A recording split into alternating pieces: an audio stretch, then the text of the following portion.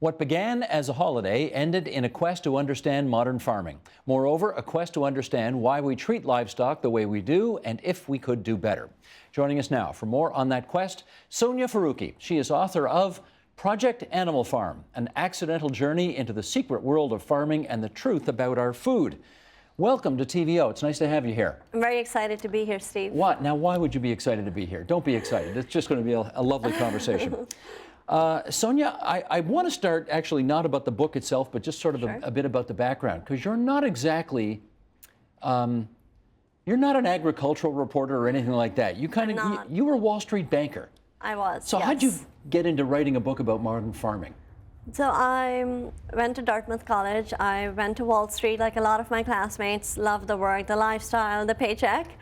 And then I was laid off in the financial crisis. It was a turning point for me. I had to start thinking about what I was interested in, and I became interested in food. I decided to volunteer at a dairy farm in Ontario, and that's where everything began. You volunteered at a dairy farm in Ontario, which probably can't be as... There's nothing farther from Wall Street, I suspect, than that. What made you think that would be a worthwhile thing to do? It would be a rural experience. Most of my background has been pretty urban, and I thought it would be a nice change culturally, personally. It would be a good experience in multiple ways. And it was a good experience, but not in the ways I had hoped it would be. Well, because it opened your eyes to some, serious ethical questions about how things happen. Precisely, yes. Did you see any irony in a former Wall Street banker giving ethics lessons to farmers? I did not know. We'll leave that one alone. Okay. Sure. So rather than just sort of popping in and popping out, you actually lived on farms, right? Yes. I became very interested in learning more about the industry and learning about why it is where it is today and how it can be changed. So I became invested in the idea of finding solutions. To find solutions, I really needed to go deep to understand everything from the people to the animals to all the details about the farms themselves. Did you tell people with whom you were living and working that you were writing a book on this? I had no publisher at the time, so it was a project. I said I'm studying this topic, but I did not generally officially mention a book. So you were kind of undercover, yes? My name was the same, but everything was not fully mentioned. Everything was not fully mentioned. Okay, so let's just sort of touch on this a little bit. Are you at all worried that there was a little deception at play here? So I'm very concerned about the personal privacy of people. I would not want anyone in the book to be affected negatively by the book. And so names have been changed. So Brick Roberts is not really Brick Roberts? That's right. Okay. He's not really Brick Roberts. So I've been very careful about protecting the people who are in the book. And I've put myself at risk to do so in terms of writing this book involved hitchhiking, it involved traveling alone to all sorts of places and living with complete strangers. But I've been very careful to protect the farmers I met, whom I came to often respect in their personal lives. Well, Brick Roberts is a pseudonym for a guy who really, everything we heard about this guy suggested he didn't want to know you, didn't want to talk to you, he wouldn't open his doors to you, he wouldn't tell you how many chickens he had, the whole 9 yards. And yet he opened his door to you, he let you in, he said, "Call me uncle." You guys really hit it off somehow. We did. Any concerns about, has he read the book, do you know? I don't know, but it's a case of opposites attracting. And sometimes it happens when you have a strong connection with someone you expected to have nothing in common with. And it's actually those lack of commonalities that lead you to want to learn more about each other. That's what happened. Okay, I get that. The operation that Brick runs is described in all of its gory and frightening detail. It's really quite awful. And, again, I wonder whether or not he's read the book and whether or not you've heard from him. Have you? I have not heard from him, no. Okay. No. Or anybody else in the book? There are some farmers who wanted me to keep their real names because they're proud of their farms, and so I did keep their real names. So I did it on a case-by-case basis. The farmers whose names are the same and who have good operations are very happy with the book, and they find that it's a very accurate portrayal of their industry. Okay. Let's read an excerpt from the book, and come back and chat some more after that. As Brad and I drove back to my car, he pointed out more cattle in the dancing grasses. I found myself envious of him, of his youthful confidence, his idealism, joie de vivre. I'd been like him once, but my vigor had vanished as a leaf flies away in the wind. I was only 5 years older than Brad, but after my international farm investigations, I felt a generation older than him. I could be his mother's age or his grandmother's. A part of me seemed dead. I think we should work without machines, I heard Brad telling me as we stepped out of his truck. My ideal kind of farm is one in which 2 draft horses make everything work. His words brought me to life like a heart defibrillator. All of a sudden, I saw that I had the answers. I made to Brad the first speech I'd ever made, a soliloquy. Okay, I'm not going to ask you to give the soliloquy here. You'll be thrilled to know. But you did boil it down to what you called the farm matrix. What's the farm matrix? So I visited more than 60 farms in 8 countries, and I noticed a lot of trends. And at this juncture, when I'm talking with Brad at his farm, I distill farms into 4 categories in a matrix. What are the 4 categories? Large pastoral, small pastoral, large industrial, small industrial. Farms can be divided along 2 axes, farm size and farm structure. Structure can be pastoral or industrial. Pastoral means animals are living outdoors, have a good quality of life. Industrial, as the name sounds, they're confined in a factory where they have no access to the outdoors or sunshine. And the size can vary very significantly from dozens of animals to tens of thousands, and I've seen both sides. I think you also came to the conclusion that some of these family farms are not really family farms anymore, right? They're really family industrial farms now. Yes, they're owned by a family, but they are factories. So it's a family factory farm. People often view factory farm as different from family farm, but today a lot of factory farms are family farms as well.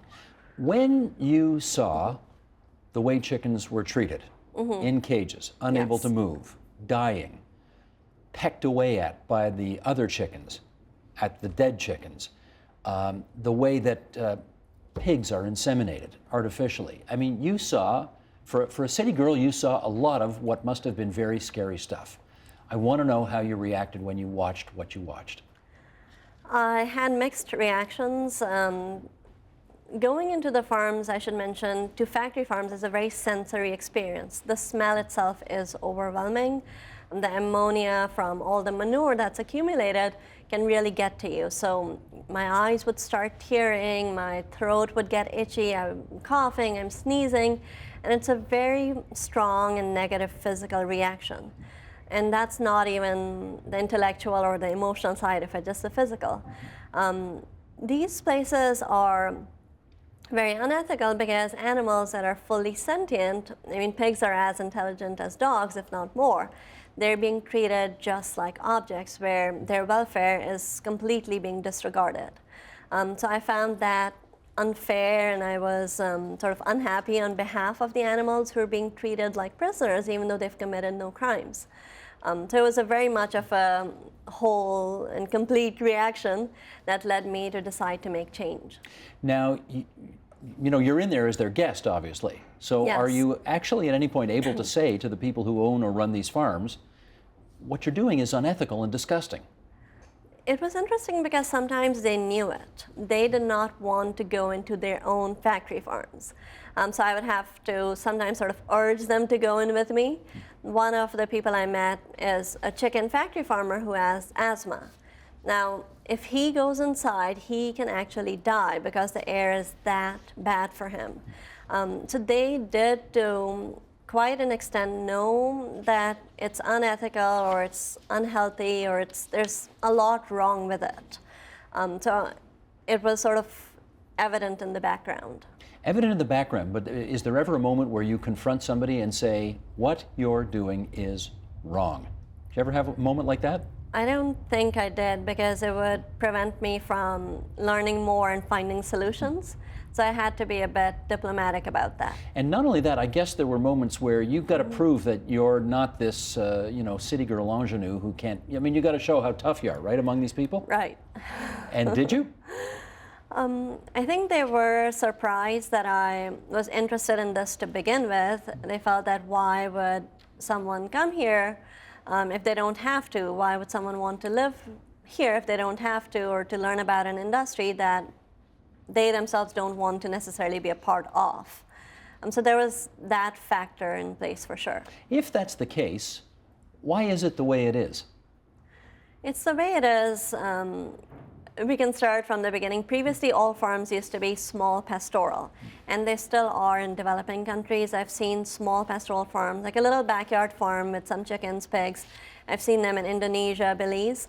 But what's happened over the course of the last century, and especially in the last 60 years, is a very strong focus on economics at the expense of ethics and the environment. So it's been 100% focus on economics and 0% on the other areas. And that's starting to change now. But what that economic focus has led to is this bloating up of size, going toward large industrial. What I find is that we can retain the economies of scale while also focusing on ethics and the environment. And the way to do that is what I call large pastoral. Go into that a little more if you would. Large pastoral Sure. involves what? So I've been to a couple of these farms, one in the US and one in Canada. It involves animals being outdoors, lots of animals, like lots of pigs, chickens, cows, sheep, but they're living a good life, and there are economies of scale because there are a lot of animals. I was an economics major at university, and a large part of savings occur from the size of the business. So here they're able to have a large size while also keeping their values in place. It's a way to combine the past and the present toward a better future. Now, as much as you were horrified by some of the ethical lapses that you did see, I think you say in the book, it's not the farmers I blame, it's the system. What do you mean by Yes. that? People are different from the work that they do. So a lot of these people were nice, mostly men, nice men. They had their families, they had their kids, they played a role in their communities, they had their friends. And to me, for instance, they were very nice and warm and welcoming as well often. Whereas their farms, on the other hand, were very different. They were in contradiction to their personalities. So people do their job sometimes because that's what they were born into, that's what they think they need to do to make a living, but that doesn't mean they like it or support it personally. So I really like the people. The farms, however, the factory farms are close to impossible to like. Close to impossible to like, you say. Okay. No, and after reading it, I get why you say that. Here's another excerpt from the book. We're at chapter 3 here. Most farm animals today live and die without ever feeling a ray of sunshine on their backs or a blade of grass under their feet. Farms are the modern 1984. Animals are kept in the dark, and people are also kept in the dark. Official party lines are disseminated to the public and readily accepted by it. At every meal, people swallow small and large doses of lies. Who are you trying to persuade to make changes by writing this book? Change needs to be holistic. It would start with consumers who start thinking about what they're eating and thinking about not just the package that they're buying in the store, but also the life of the animal that is now on their plate. So consumers are a very, very important part of this, and consumers would urge regulation because right now there's very little regulation and very little inspection of this industry whose products we are consuming day in and day out, hour after hour. So it starts with consumers and then it goes upwards toward government and companies. Was there a part of you at the end of the day that concluded, we have to stop all of this? Everybody needs to go vegetarian, let all these animals free. So there are a lot of solutions I recommend. Vegetarianism is certainly one of them, because that way you're not eating something you don't support. If people don't want to be vegetarian, they can definitely reduce their meat consumption. Today, meat consumption levels are astounding. They're not just bad for animals, but they're very bad for our own health as well, eating copious quantities of meat, milk, and eggs. So everyone can do something. If someone doesn't want to do everything, I think they can and should still do something to the best of their ability. What's the the feedback from the farming world been like to this book?